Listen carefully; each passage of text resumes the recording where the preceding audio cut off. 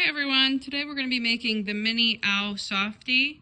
You're going to need the instructions, the pattern.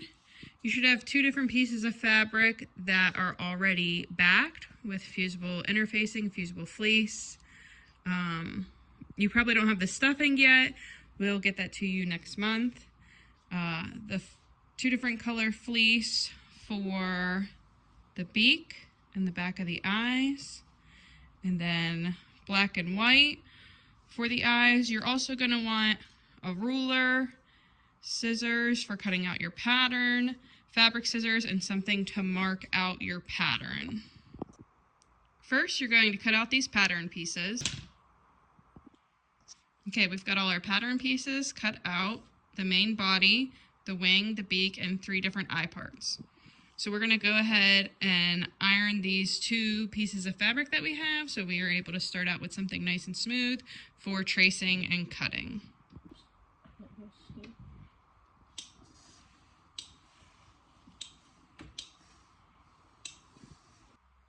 Okay, so those are ironed. So this bigger piece here is going to be your body piece, and then this longer piece here is going to be the wings. So when you do the wings, this is a directional fabric, so the wing is going to be facing up and down. So if that's the way you want your pattern and you have a patterned fabric, make sure you take note of that. And these are going to be mirrored. So you're going to cut one this way and then one the other way. That's how you mirror your pattern piece. All right, so now on the smaller piece, you're going to go ahead and on the back, since the backing is white, it'll be easier to see your marks. You're going to trace 2 of the wings.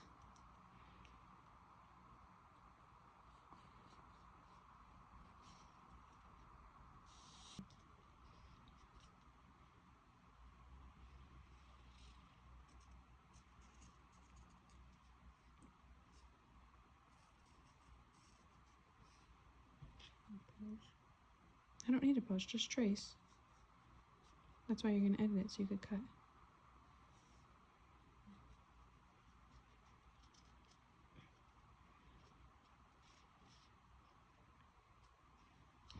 Okay, and then this is going to be the main body of the owl. So that's going to be this piece. And put it side to side. All right, so this one you're going to want to trace once face up and then once face down.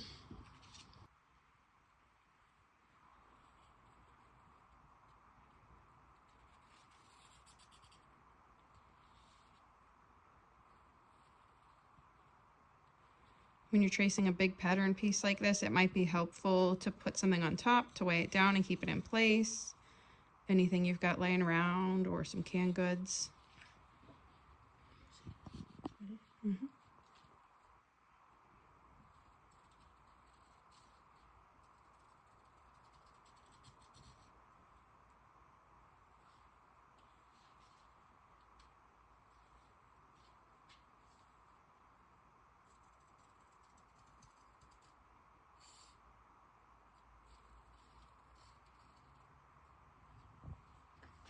All right, so now we have 2 pieces of the owl's body, and the pattern was flipped. So when you put them together, if there was any imperfections in the cutting and it's kind of lopsided, it will still match.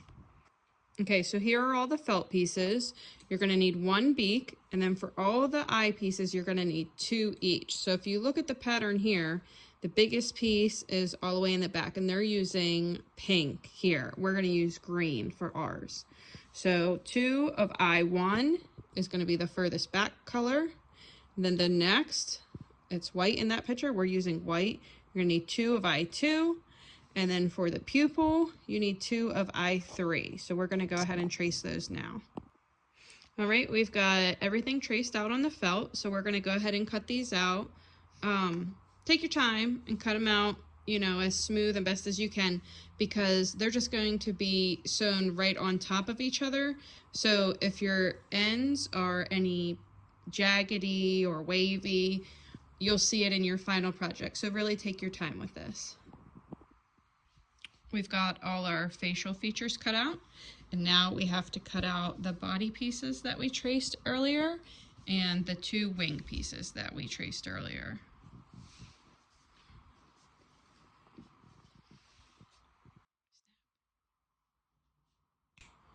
All right, and everything's cut out. So you should have 2 body pieces, 2 wings, 1 beak, 2 of what's the biggest one? I1, 2 of I2, 2 of I3. And now we're gonna get ready for assembly. Okay, so we're gonna line the wings up with the outside edge of the owl's body, and you could use a ruler to make sure that the top of the wing is about 1.5 inches from the top of the owl.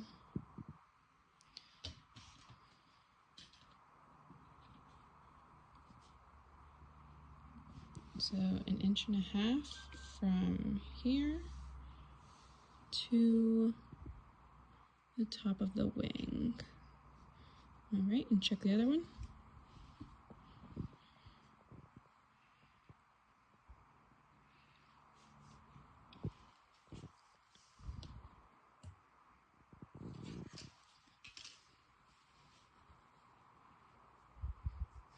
If the wings don't seem like they're lining up right, just pivot them a little bit and try to get them so that the outside edges line up.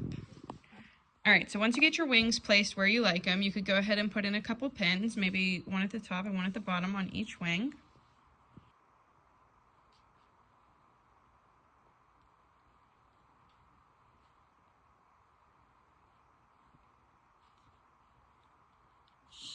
Okay, now we're going to take it over to the sewing machine, and you're going to sew with a straight stitch close to the edge all the way around both wings. And then once you go all the way around with a straight stitch, you could go ahead and do this edge with a zigzag. After you go all the way around here with a straight stitch, just do from here to here with a zigzag to really keep everything down and make sure that it doesn't fray, because this will still be exposed once the project's done.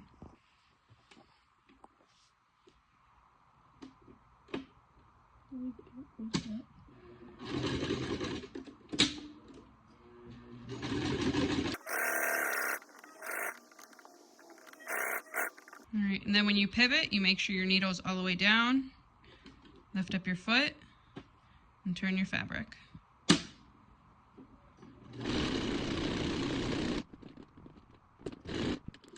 And then repeat with a straight stitch on the other side. Okay, so this is sewn with a straight stitch all the way around, and now we're just going to have him zigzag along right here where the 2 fabrics meet each other. Right.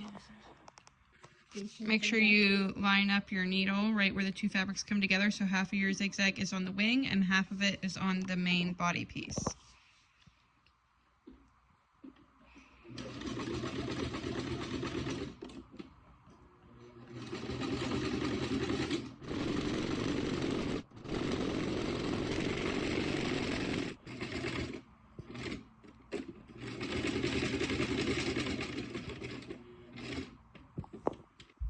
Okay, so this is what it looks like so far. We have the zigzag on this side, and now he's going to go ahead and do the other side also.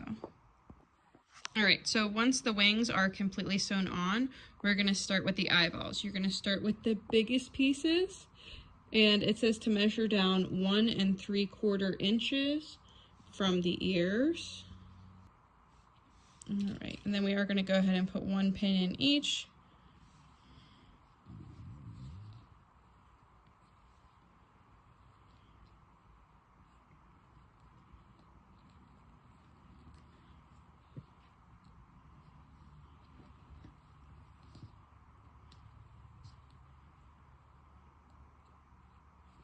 And then these will get sewed on with a straight stitch, but do not back stitch at the beginning and the end. So we're just going to go around once, and then once you go around, we're going to pull the threads to the back and tie them off, which we'll show in a moment. So just sew all the way around, without going forward and backward. They're sewn on. It's kind of hard to see because we used white thread, but on the back there should be 2 tails on each eye, and you're going to tug up that tail until the thread from the other side starts to come up. So you might be able to see that loop that's moving when I pull this. You're going to pull that loop all the way through for each one of the threads. So let's see if we could see it.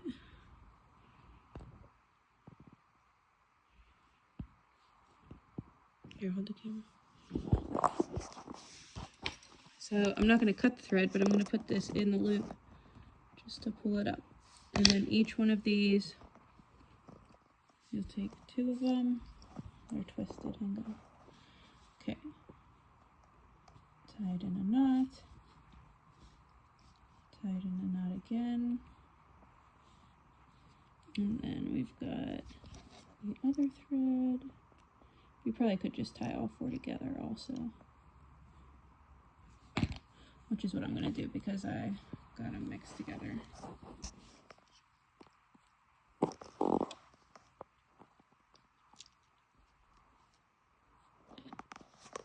Alright, so I've got all the tails tied together in a knot so that those stitches won't come unraveled. I'm just going to snip it and then have Preston do the other side. Okay, so the tails from the eyeballs were pulled through and knotted and trimmed on both sides. And now you're going to do the same thing for the next 2 layers. You'll put the whites on. So with a straight stitch all the way around, do not back stitch, pull all the threads to the back and tie them in a knot. That way it looks nice and seamless on the front without that bulk of thread where you would be starting and stopping. So you've got the first layer on, do the second and third layer, and then we'll meet you back here. And as these circles get smaller, you might want to stop with your needle down, lift your foot up and pivot to get all the way around that circle without running off of the fabric.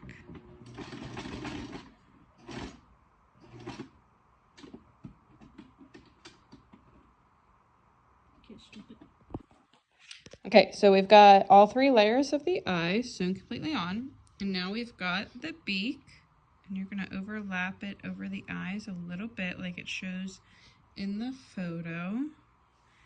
And then go ahead and we're going to sew it the same way we sewed the eyes. We're going to go around without going forward and backward. We're going to pull all the threads to the back and then tie them in a knot.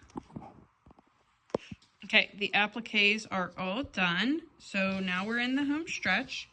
You're going to take the other body piece of your owl. So this piece that you just did all the work on is going to be face up. This other piece you have is going to be face down on top.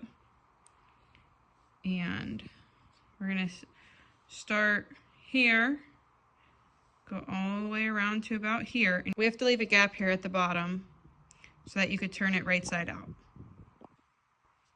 We've got it all pinned up. We use fancy pins, so you're not going to sew in between those ones. You could use different colors, or maybe you could mark it with your marker with an X, something to remind you that you're going to start here, you're going to back stitch, and you're going to go all the way around. You're going to pivot at the ears, take your time, then you're going to come here, and then you're going to back stitch again and leave this open.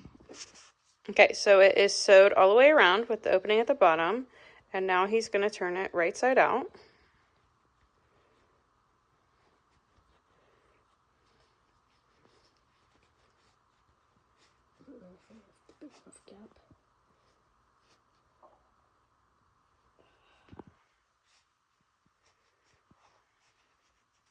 Yeah, you just gotta work it and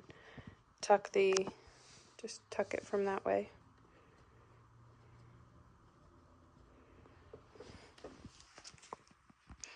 Alright, so once it is mostly flipped, you could use a chopstick, a dowel rod, maybe the back of a pen or a pencil. Do not use your scissors, you will poke a hole in your project. So just work with it until everything is turned right side out. You might need your patience because some of these layers are a little thick.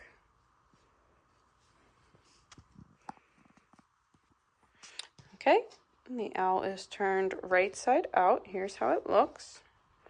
We're going to go ahead and stuff it with polyfill and then use a ladder stitch to close it up.